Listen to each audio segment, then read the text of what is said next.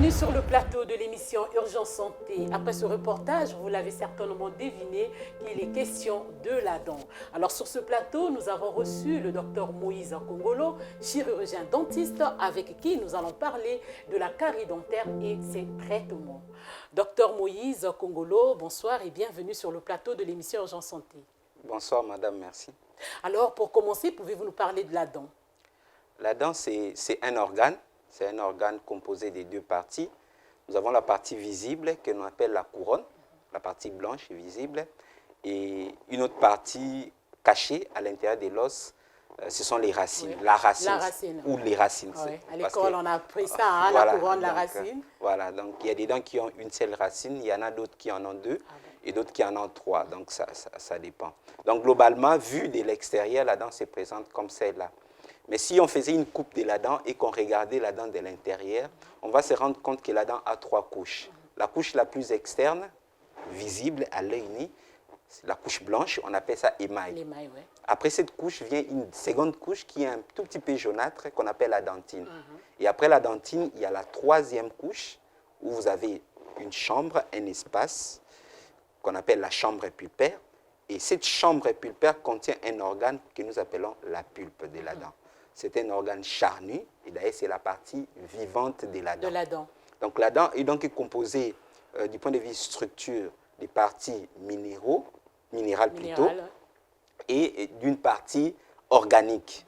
La partie organique, c'est plus la partie charnue de la pulpe, et la partie minérale, vous avez la partie de l'émail et de la dentine, bien qu'elles contiennent également à l'intérieur des parties organiques, des matières organiques, mais en grande partie, à plus de 90%, c'est fait des matières minérales. Alors, notre entretien va tourner autour de la carie dentaire et ses traitements. Alors, à propos de la carie dentaire, on entend pas mal de choses. Je vais prendre un exemple. On entend dire que paraîtrait-il qu'il y aurait un verre qui se cache ou qui se cacherait dans la dent et serait donc responsable de la carie dentaire. Docteur, une question simple. Qu'est-ce que la carie et qu'est-ce qu'elle n'est pas? La carie, c'est une maladie acquise. Okay?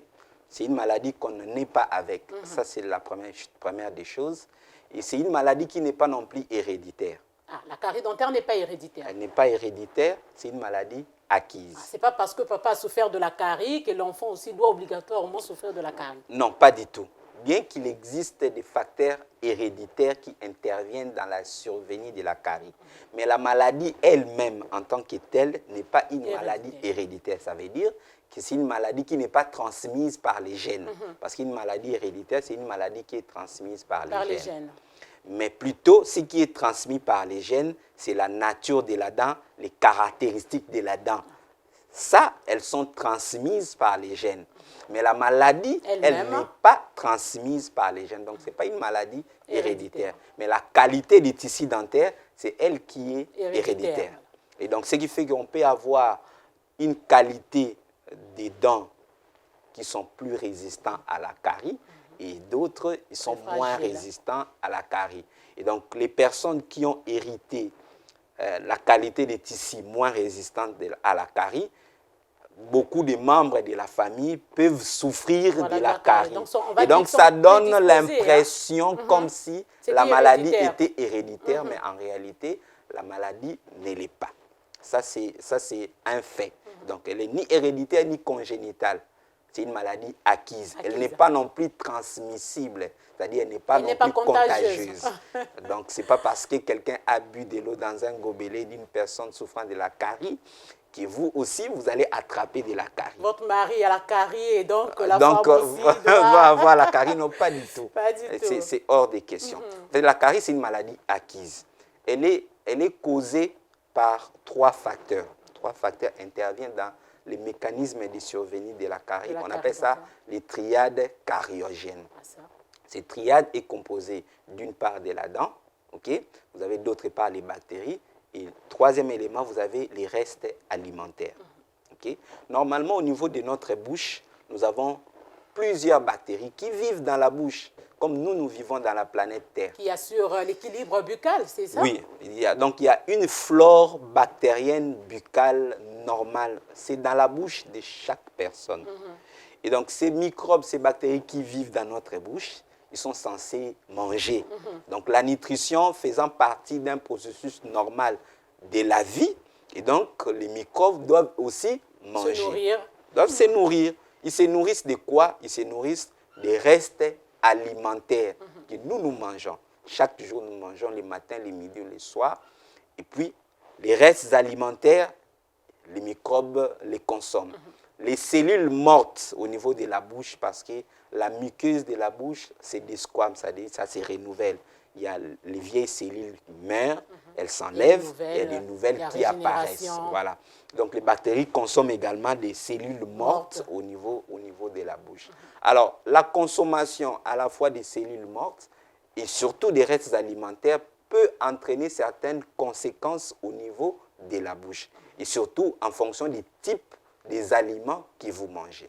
Alors, lorsque vous mangez les aliments sucrés, ayant un taux de sucre assez élevé, assez concentré de sucre, les bactéries vont transformer le sucre en acide, notamment en acide lactique. La transformation des restes alimentaires en acide lactique fera en sorte que la concentration de l'acide dans la bouche va augmenter. Et donc, si on doit mesurer les pH, hein, ça c'est un peu de la chimie, les potentiels d'hydrogène de la bouche, on va se rendre compte que ce potentiel aura baissé. Parce que le pH du milieu buccal varie environ à 6. Hein, 6 points quelque chose. Et donc, après avoir consommé les sucreries, le pH de la bouche va baisser. Il devient basique? Non, le milieu devient acide. Donc, un pH inférieur à 6, le pH peut arriver à 5, à 4, ainsi de suite. Donc, le milieu devient acide. C'est cette acidité-là, c'est l'acide produite par les bactéries dans la bouche qui est responsable de la destruction de la dent. Donc la dent, en quelque sorte, est en train de se dissoudre dans l'acide. Vous voyez l'acide, par exemple, c'est l'acide qu'on trouve dans les batteries. Tout à fait. Si cet acide-là tombe sur votre habit, l'habit va se perforer. Si ça tombe sur votre peau, vous allez brûler. Si on prend même un os, on plonge dans cet acide, l'os va se dissoudre complètement. C'est vrai, l'acide produit au niveau de la bouche n'est pas identique à l'acide qu'on trouve dans une batterie, mais du moins ça reste des acides. Et ces acides-là ont un pouvoir destructeur. Ils vont détruire la dent et la destruction de la dent par l'acide produite par les bactéries va se manifester au niveau de la dent sous forme d'un trou. Et ces trous-là, c'est ce que nous appelons la carie dentaire. Alors, docteur, j'aimerais revenir. Est-ce que le manque d'hygiène serait aussi un facteur de risque ou une cause quant à la survenue de la carie dentaire? Oui, avant que je ne réponde à cela, je vais, parce que la question initiale, je ne l'ai pas répondu à 100%, parce que j'étais en train d'expliquer les mécanismes de survenue de la carie dentaire. Comment on arrive à avoir une carie dentaire. C'était juste pour dire qu'il n'y a pas un insecte, il n'y a pas un animal. Voilà, il n'y a rien. Et tout. Il n'y a rien qui serait en train de ronger la dent, qui quitterait d'une dent vers une autre dent. Non.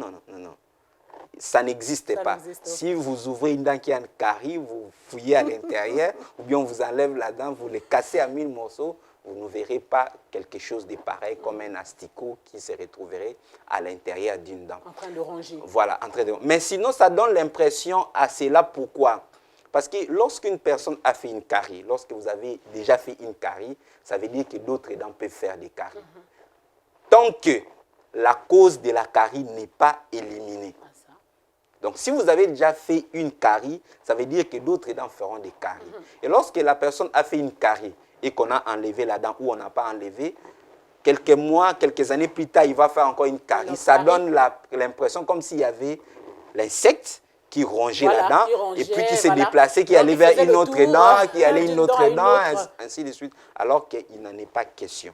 Donc, il n'y a pas d'insecte, mais c'est plutôt l'acidité liée au métabolisme des bactéries se trouvant dans la bouche qui est à la base de la survenue des caries. Et ce qui fait que vous allez remarquer que la majeure des personnes qui mangent trop de sucreries, les enfants qui mangent les biscuits, les bonbons, les chocolats, ainsi de suite, si vous regardez dans cette bouche, il y a plein de caries. Il y a plein de caries. Et donc, la question, revenons maintenant à la question. Sur la mauvaise hygiène. Sur l'hygiène de la bouche. Nous avons dit que la carie, pour qu'elle arrive, il y a 3 éléments qui rentrent en ligne de compte. Il y a les bactéries, il y a les restes alimentaires ok? Et il y a la dent elle-même, ok? Maintenant, l'élément de base, l'élément catalyseur, les substrats, comme on appelle ça en biochimie, c'est les restes alimentaires. Lorsque vous bouffez, lorsque l'hygiène n'est pas bonne, ça veut dire lorsque vous mangez et qu'il y a des restes des aliments qui sont collés sur les dents, ce sont ces restes des aliments-là, une fois qu'elles seront décomposées, elles vont donner lieu à des acides qui vont faire de la carie. Et donc, lorsque l'hygiène de la bouche n'est pas bonne, la personne, les risques de développer la carie est extrêmement élevé. Donc, le potentiel cariogène au niveau de la bouche de cette personne-là est très élevé. OK? Donc, c'est ça. Donc, il faut vraiment veiller à l'hygiène de la bouche pour réduire autant que possible les risques de développement de la carie dentaire. Alors, on va passer aux symptômes. Tout à l'heure, vous venez parler, vous avez parlé d'un trou qui se forme au finish, après certainement le développement de la carie, tout ce qui va avec. Est-ce l'unique symptôme qui aide à diagnostiquer la carie dentaire? Non, non, ce n'est pas l'unique symptôme, l'unique élément pour diagnostiquer la carie. Certes, c'est le premier. Vous devez savoir que dans la description de la carie, dans la définition que moi j'ai eue à la faculté, c'est une longue définition, je n'ai pas voulu les donner, mais dans cette définition, on dit qu'elle est asymptomatique au début. Ça ne dit pas de symptômes. La carie, lorsqu'elle commence au début, il n'y a aucun symptôme. Elle est silencieuse. Silencieuse. Il n'y a pas de douleur, il n'y a rien. Seulement, on peut observer une tache blanchâtre, un petit changement de couleur là où la carie se développe. Les Anglais appellent ça white spot. Donc, juste une petite tache blanchâtre qui c'est au début. Mais lorsque la carie, on n'enlève pas les causes de la carie, elle est là, la carie va se développer, va évoluer vers l'aggravation. Et en évoluant, elle va devenir symptomatique. Les symptômes, le premier symptôme de la carie, c'est les douleurs. Mais les douleurs là ont une certaine caractéristique. Les douleurs de la carie, une fois qu'elle a quitté la première couche de la dent, à savoir l'émail, et que la carie atteint la seconde couche que nous appelons la dentine, la dent va commencer à faire mal. Mais les douleurs là seront provoquées par les chauds, les froids, les sucrés. Donc, en contact du chaud, au contact du froid, en contact du sucré, ça fait mal. Et la douleur, cette douleur-là, ne dure que pendant que l'élément provocateur, c'est-à-dire le stimulant de la douleur, est dans la bouche. Une fois que la personne a avalé de l'eau glacée, il a avalé son jus, voilà, il a avalé ce qui était chaud, son thé chaud, la douleur disparaît aussi avec ça. Mais pourtant, docteur, j'aimerais bien vous interrompre, vous arrêter. Pourtant, on a vu des gens se plaindre de la carie, de douleur au beau milieu de la nuit. Alors qu'il avait pris son thé, on va dire, peut-être à 18 h, il avait pris son dernier repas peut-être à 20 h, mais le voilà qui se réveille en plein milieu de la nuit, comblé de douleurs et tout. Là, les douleurs, les premières douleurs que je viens de décrire, ce sont des douleurs provoquées. Ah, des douleurs provoquées. Provoquées lorsque la carie se trouve au stade de la dentine. C'est-à-dire, au début, lorsque la carie touche au niveau de l'émail, la carie est asymptomatique. Là, nous évoquons aussi les étapes de la carie dentaire. Oui, l'émail est totalement inerte et insensible. Lorsque la carie atteint la deuxième couche qui est la dentine, les premiers symptômes que le malade va ressentir, donc les signes subjectifs comme on appelle ça en médecine, donc, le malade va commencer à ressentir la douleur lorsqu'il prend les boissons sucrées, les boissons chaudes ou les boissons glacées. Mais la carie va évoluer si on ne fait rien. Voilà. La carie va quitter la dentine pour atteindre la pulpe. Lorsque la carie atteint la pulpe, c'est à ce moment-là que les douleurs deviennent spontanées. Les douleurs ne sont plus provoquées. Les douleurs viennent d'elles-mêmes. Et les douleurs sont extrêmement intenses. Les douleurs sont intenses et elles ont pratiquement une caractéristique, c'est que la personne, la douleur, il va sentir la douleur d'une partie de la tête. Donc, on appelle ça des hémicranies.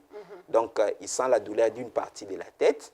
Donc, ça prend le côté où la dent cariée se trouve. Oui, le côté malade. En fonction de la position de la dent, que la dent se trouve en haut ou en bas. Si la dent se trouve en bas, les douleurs vont irradier vers l'oreille. Ça va faire mal au niveau de l'oreille, Donc, ça va faire mal au niveau de l'oreille. Parfois, ça prend la tête. Oui, si la dent se trouve sur la mâchoire supérieure, les douleurs vont irradier vers l'œil du côté malade et ils vont aller vers la région temporale. Donc ça, c'est la manière dont les douleurs sont ressenties. Mais sinon, les douleurs sont généralement trop intenses, que ça empêche la personne de dormir et que la malade, lorsqu'il prend des anti-inflammatoires simples, ça ne répond pas. Il y a des malades qui arrivent à prendre des benzodiazépines comme des Valium, des diazépam. Sur cette question, on entend pas mal de Voilà. choses. Hein? Pour que ça puisse soulager tant bien que mal qu'il arrive à dormir. Parfois aussi, ça ne marche Parfois, pas. on demande de dormir avec une petite quantité de pâte dentifrice au niveau de la dent. On demande d'introduire. Vraiment, il y a trop de choses autour, hein, docteur. Oui, il y a trop de choses. Même lorsque vous suivez, vous regardez des vidéos dans les réseaux sociaux, ainsi de suite, vous allez voir que des gens disent beaucoup de choses à propos. Mais je vais tirer réellement l'attention des gens qui nous suivent. Généralement, ces vidéos sont faites par des non-professionnels de santé. Ça, c'est la première des choses. Vous allez entendre parler de la recette de ma mère, la recette de ma grand-mère. Voilà. Il y a de ceci, il y a de cela. Si vous faites adieu les douleurs dentaires, ce n'est pas nécessairement vrai. Okay? Dans certaines circonstances, ça peut donner des résultats, mais dans d'autres, ça ne donnera pas des résultats. Je prends l'exemple. Si vous allez dans les réseaux sociaux, vous allez voir qu'on vous dit que lorsque vous avez mal à la dent, vous devez utiliser l'ail. Vous prenez de l'ail, vous allez mettre sur la dent, ça va soulager la dent. Ça va soulager la dent. Ça peut soulager ou non la dent. Tout dépend du stade ou de la carie. De la carie. Okay? Lorsque la carie se trouve au niveau du stade de la pulpe où ça fait très mal, okay? L'ail, il est très toxique et il brûle. Lorsqu'on le met en contact avec la pulpe, ça va brûler la pulpe. Et ça va avoir comme conséquence la mortification de la pulpe. La pulpe va mourir. Lorsque la pulpe meurt, la partie vivante de la dent meurt. Lorsqu'une partie du corps meurt, cette partie devient insensible. Elle ne sent plus rien. Lorsque vous avez un cadavre, vous pouvez le soulever, le jeter, le couper dans tous les sens. Il ne sent plus rien. C'est ce qui arrive à la dent qui faisait mal, mais qui était vivante, mais avec une pulpe inflammée, infectée, inflammée. Et lorsqu'on prend de l'ail, on met là-dedans, l'ail va détruire la pulpe, il va tuer la pulpe, et conséquence, silence. Alors, docteur, j'aurais aimé qu'on en reste un peu plus longtemps sur la question, mais seulement le temps qui nous est imparti va faire défaut. Alors, on va aller directement sur les traitements de la carie dentaire. Très souvent, il est connu que l'extraction dentaire est reconnue dans le traitement de la dent, de la carie dentaire, je voulais dire. Est-ce l'unique traitement ou il y en a d'autres? L'extraction, les dents se traitent. Et il y a plusieurs types de traitements qui peuvent se faire en rapport avec la carie dentaire. Parce que la dent souffre de plusieurs problèmes. La carie dentaire, c'est la première, mais il y a plusieurs maladies qui peuvent toucher la dent. Oui, il y en a plusieurs qui peuvent toucher la dent. Certainement qu'on fera toute une émission autour. Et donc, lorsque la dent a une carie, les traitements existent. Et les traitements est fonction du stade évolutif de la carie. Lorsque la carie se trouve au niveau de l'émail, de la dentine ou de la pulpe, ou lorsque la carie évolue vers une infection au niveau des racines, les traitements diffèrent. Okay? Lorsque la carie se trouve au niveau de l'émail, il y a deux possibilités. Soit on peut élargir la cavité là où il y a les caries, parce que les caries, surtout au niveau des dents postérieures, c'est les faces masticatoires où nous mâchons. L'anatomie de cette dent-là est un peu accidentée. Il y a des montagnes, il y a des vallées, il y a des sillons à l'intérieur. On peut rouvrir des sillons pour arranger, pour prévenir l'évolution de la carie. Ça, on peut faire. Mais soit aussi, on peut demander au malade de beaucoup veiller à son hygiène de la bouche, de bien brosser les dents pour que cette carie n'évolue pas. Parce que la carie qui se trouve au niveau de l'émail, c'est une carie réversible. Il peut évoluer ou peut s'arrêter. Lorsqu'on élimine les causes qui agissaient sur le développement de la carie va s'arrêter au niveau de l'émail. Mais lorsque la carie quitte l'émail et atteint la pulpe, cette carie ne peut plus s'arrêter d'elle-même. Il faut l'intervention d'un dentiste, d'un chirurgien dentiste, d'un stomatologue. D'un spécialiste du domaine. Et au niveau de la dentine, qu'est-ce que le médecin fait? Il va enlever les tissus cariés, il va les enlever, il va garder les tissus qui sont sain et il aura des produits qu'il mettra à l'intérieur pour boucher les trous. Donc c'est comme une chaussée sur lesquelles vous avez des trous Et voilà, les grands travaux viendra passer pour arranger et refermer. C'est cette technique qu'on appelle vulgairement le plomb, c'est cela, docteur? Oui, bon, vulgairement, on appelle ça les plombs, ou les plombages des dents. Les gens utilisaient, on appelle ça, c'est lié à un matériau qu'on utilisait, l'amalgame, qu'on utilise aussi parfois pour fermer. Donc, pour revenir sur les traitements de la carie, lorsque la carie quitte la dentine et atteint la pulpe, là, à ce moment-là, on fait ce que nous appelons un traitement endodontique ou un traitement canalaire. Ce traitement consiste à introduire, à rouvrir la dent et à introduire des instruments à l'intérieur de la dent jusqu'au niveau des racines et à extirper, à enlever la pulpe malade. Ou la pulpe qui est morte. À enlever, à nettoyer, à désinfecter. Parce qu'à l'intérieur de la dent, nous avons dit que la carie, c'est un processus infectieux. C'est toute une chirurgie. Oui, vraiment, c'est la chirurgie, on appelle ça la dentisterie opératoire. Waouh, la dentisterie opératoire. Ce travail de traitement de la carie, c'est la dentisterie opératoire. C'est comme ça qu'on l'appelle. Donc, on fait une chirurgie de la dent. On ouvre, on opère la dent, on nettoie à l'intérieur, on travaille des dents avec des instruments fins, on travaille des dents, on enlève la pulpe, on nettoie jusqu'à ce qu'on enlève tous les microbes qui se trouvaient à l'intérieur et que la cavité devienne propre, stérile. Et puis, on va refermer la dent de la racine jusqu'au niveau de la couronne et on va reconstituer la couronne pour que la dent puisse retrouver son anatomie normale. Donc sa forme initiale. La forme initiale et jouer ses fonctions initiales. Waouh! Et donc, à quel moment intervient donc l'extraction dentaire? Alors, l'extraction dentaire intervient lorsque il n'est plus possible de récupérer la dent. Ça veut dire la dent est tellement détruite, qu'on n'a plus les possibilités de la reconstituer. À ce moment-là, on décide. En fait, l'extraction d'une dent, c'est une amputation. Tout à fait. C'est comme quelqu'un qui a une plaie au niveau du doigt, de l'orteil ou au niveau de la jambe. On ne peut pas décider, vaille de pouvoir lui amputer de sa jambe parce qu'il a une plaie. Non. Tant que cette plaie-là, c'est possible de la soigner et que ça puisse cicatriser. Et qu'on préserve l'organe. Voilà, on les fera. Donc, c'est la même chose, c'est le même principe. Donc, la dent, on l'enlève lorsqu'il n'y a plus de possibilité de la préserver. Et que la préserver en bouche va mettre en péril la vie, la santé globale de la personne. En fait, c'est le dernier traitement auquel on va faire recours. Dernier traitement.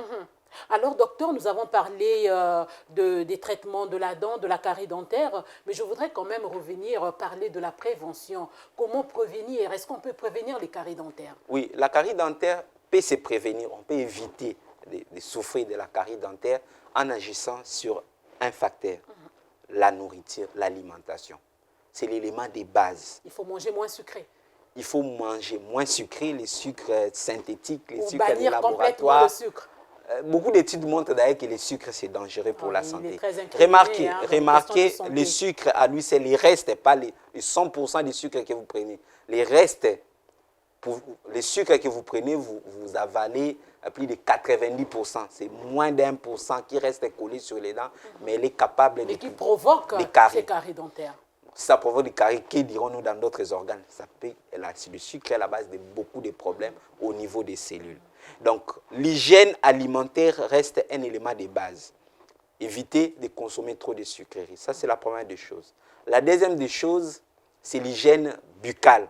Ça veut dire qu'il faut se brosser les dents après les repas. Je dis bien après les repas. Pas 2 fois dans la journée, matin, soir, mais là, ça devient après les repas. Le principe, c'est celui-là, c'est brosser après les repas. Pourquoi après les repas? Lorsqu'on se brosse après les repas, on élimine les restes alimentaires. Et donc, on prive les bactéries de quoi produire les acides. Et sans les acides, il n'y a pas de caries dentaires. Et donc, la prévention passe par une bonne hygiène buccale et une bonne hygiène alimentaire. Ce sont là les 2 facteurs clés de base. Lorsque vous respectez ces 2 éléments, brossage des dents après les repas et éviter de consommer trop de sucreries, adieu la carie dentaire. Alors, à propos du brossage, rapidement, docteur, un petit mot, comment se brosser les dents? Parce qu'on entend qu'il faut faire ceci, il faut aller du bas vers le haut, parfois d'autres font horizontalement. Rapidement, docteur, qu'est-ce qu'il faut faire? Le brossage des dents, comment se brosser les dents? La dent a plusieurs faces. À plusieurs faces. Toutes les faces doivent être nettoyées. Il y y a la face en regard avec la joue, il y a une face en regard avec la langue, il y a une face qui regarde en haut, qui regarde en bas, qu'on appelle les faces occlusales. Donc, le nettoyage ne se fait pas de la même manière en fonction de la face où on se trouve. Mais globalement, les gens, lorsqu'ils se brossent les dents, ils ne brossent qu'une seule face. Face en regard avec la joue. Ça, c'est la première des choses. C'est brosse. Comme ça, voilà. Et les mouvements qui se fait, ce n'est pas les bons mouvements.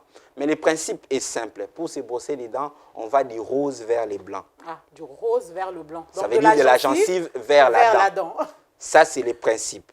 Et on doit brosser toutes les faces de la dent. On doit brosser les faces en regard avec la joue. On doit brosser les faces en regard avec la langue ou les palais. Donc, à l'intérieur. Oui, à l'intérieur. Et on doit brosser les faces sur lesquelles on mâche. Ouais. Donc, vous prenez votre brosse à dents, vous ouvrez, vous mettez ça de manière... vous superposez quoi. Voilà. Là où les dents se touchent. Voilà. Vous devez brosser sur ces faces-là parce que d'ailleurs en postérieur, c'est sur ces surfaces-là que les caries se développent. Ouais, et si ça se développe, c'est parce que les gens n'ont pas l'habitude de pouvoir brosser cette face-là. Donc il faut brosser. Sans oublier, il faudra également brosser la langue pour que il faut brosser la langue. Voilà. Parce que d'autres disent qu'il ne faut pas brosser la langue. Non, il faut brosser la langue. Ah, ça. Il faut brosser la langue pour enlever, parce que sur la langue, lorsque vous ne l'avez pas brossée, vous allez voir qu'il y a une pâte blanchâtre qui reste collée là. Voilà, qui s'installe et qui intervient dans la survenue de la mauvaise haleine. Alors, docteur, j'ai encore envie de vous retenir, mais pourtant, nous devons mettre un terme à notre entretien. Seulement, la brosse à dents devrait avoir une durée de combien? La brosse à dents, on doit l'utiliser pendant 3 mois. Okay? Pendant 3 mois, et après 3 mois, il faudra changer. Pourquoi? Parce que lorsque on a utilisé la brosse à dents, une bonne partie des fibres se tord. Et lorsqu'il y a la torsion de ces fibres, le brossage n'est plus optimal. Okay? Et ce qui fait qu'après 3 mois, il faudra changer sa brosse à dents, prendre une nouvelle brosse à dents pour un bon nettoyage. Après 3 mois. Après 3 mois. Et qu'en est-il du suivi médical? Est-ce que l'on devrait passer chez le dentiste? Parce qu'il faut le dire, hein, le Congolais n'a pas cette culture. Il faut passer chez les dentistes. Certes, cette culture n'existe pas seulement en ce qui concerne les problèmes dentaires, mais pour les problèmes de santé globale. On n'est pas habitué à aller à l'hôpital pour faire un check-up, pour voir s'il y a des choses qui... Voilà, un bilan, on n'est pas habitué. Mais sinon, il est recommandé d'aller voir les dentistes 2 fois l'an. Ça veut dire chaque 6 mois, vous allez vous faire consulter. Il va consulter, il va regarder s'il y a des problèmes de santé, il va les détecter tôt et on peut les guérir beaucoup plus vite au lieu d'attendre que la situation s'aggrave et que vous venez en urgence santé. Docteur Moïse Kongolo, merci. Merci beaucoup. C'est la fin de notre entretien qui a porté sur la carie dentaire et ses traitements. Merci de l'avoir suivi et comme nous aimons bien le dire, Urgence Santé vous fait gagner en santé.